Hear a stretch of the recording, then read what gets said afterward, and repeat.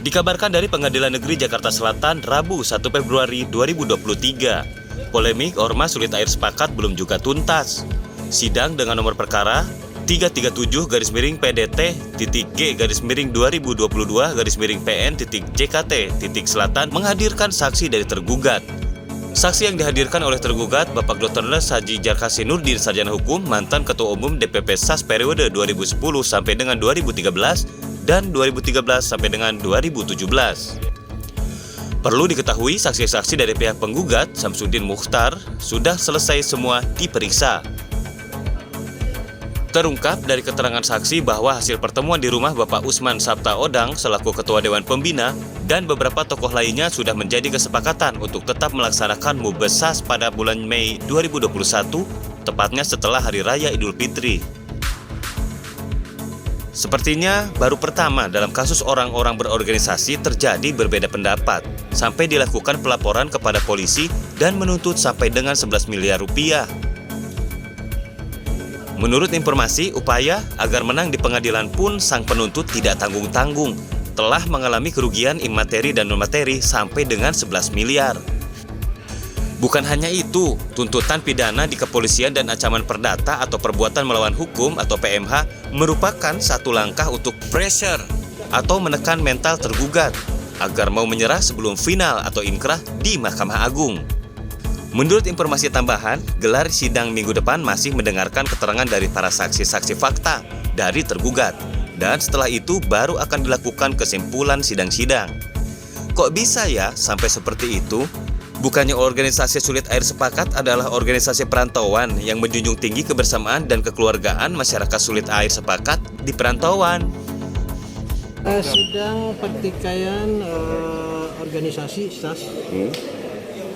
Ya, terus dari sidang ini apa ya poin-poinnya? Poin-poinnya ini mendapat informasi dari saksi tentang pertemuan di rumah Pak Oso. Ya, bahwa di pertemuan rumah Pak Oso itu ada kesepakatan bahwa Mubes sepakat ditandatangani tetap tahun 2021. Yang tanda tangan waktu itu Samsudin Mukhtar, kemudian Safrizal Zain, kemudian Osto, Jurnalis Udin, Jarkasi Nurdin, Firdaus Kahar, dan Epibone. Ya, kira-kira itu yang saya tahu. Nah, harapan kedepannya apa? Harapan kedepannya ya memang kalau kami harapan kedepannya ya ini cepat diselesaikan. Kita sudah inginnya berdamai, tapi pihak sebelah itu tidak mau berdamai. Oke, makasih Pak. Seperti itu. Makasih. Ya, ini akibat ketidaktaatan terhadap undang-undang yang sudah sama-sama disepakati. Jadi bikin sendiri-sendiri aja.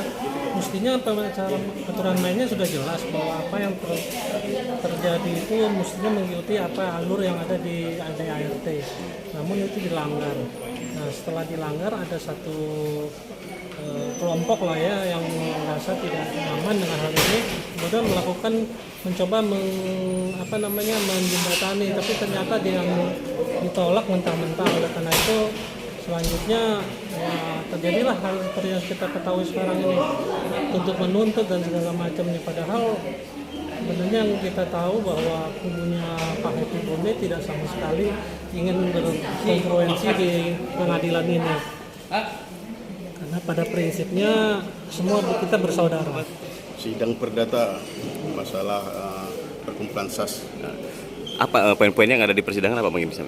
Intinya mereka ini menggugat secara perdata terhadap pengurus SAS tahun 2001-2025 ya, yang mana mereka tidak terima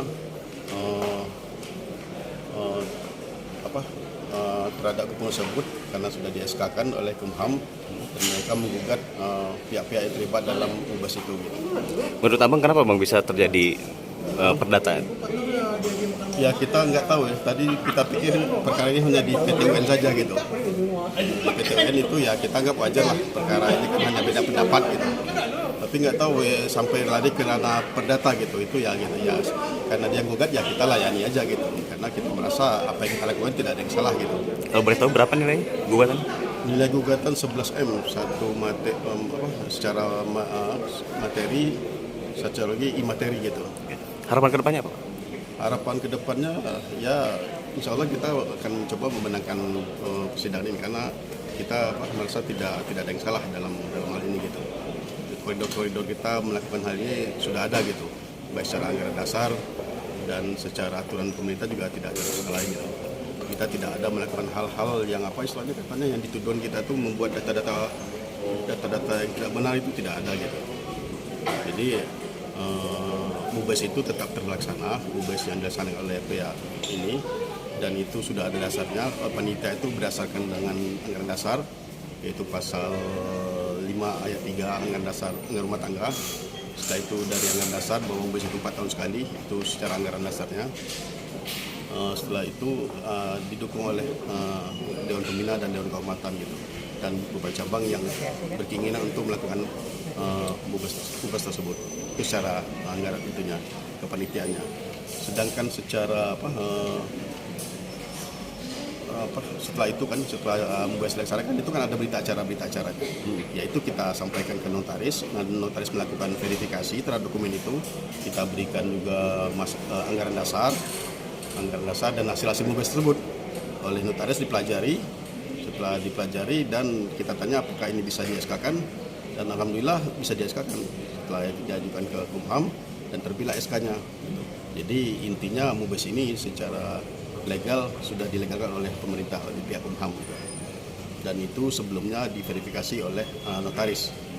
Tidak mungkinlah notaris akan melakukan hal ini apabila persyaratan itu tidak terpenuhi gitu. Itu kan menyangkut masa jabatan notarisnya gitu. Apabila melakukan hal yang tidak benar kan itu berisiko untuk dia sendiri. Karena dia meyakini benar, karena dia juga sudah diskusi dengan dosen-dosennya katanya. Jadi secara anggaran dasar, secara hasil MUBES-nya tidak ada masalah gitu. Maka diproseslah ke Kumham dan terbitlah SK-nya. Nah, SK inilah yang mereka gugat gitu. Baik di PT UN, di Perdata maupun di pidana. Jadi saya dilaporkan ke polisi gitu. Saya juga heran dilaporkan ke polisi. Saya merasa tidak ada yang saya lakukan hal-hal yang pidana gitu. Kan saya dituduhkan membuat surat palsu. Saya surat palsu mana yang saya buat gitu, atau tanda tangan palsu mana yang saya lakukan gitu. Semua yang saya sampaikan ke notaris adalah hasil dari panitia MUBES. Panitia MUBES yang membuat dokumen-dokumen tersebut, dan kita hanya menyampaikan gitu.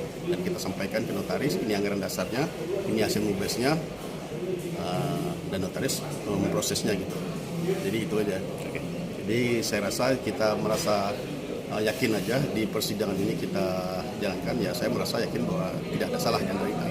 Mudah-mudahan hakim akan menolak gugatan mereka gitu. Istilahnya NO ya.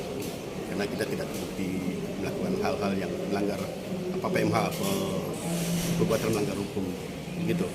Insyaallah kita akan hadapi dan akan kita bisa menanglah untuk dalam perkara ini gitu.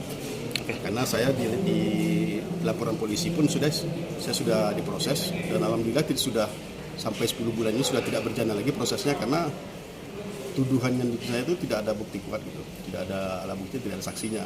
Saya dituduh membuat surat palsu yang mana yang saya buat itu, atau tantangan palsu siapa yang saya lakukan itu. Jadi itu tidak terbukti dan polisi pun juga bingung, dan sampai sekarang sudah tidak dilanjut prosesnya. Ini tuh.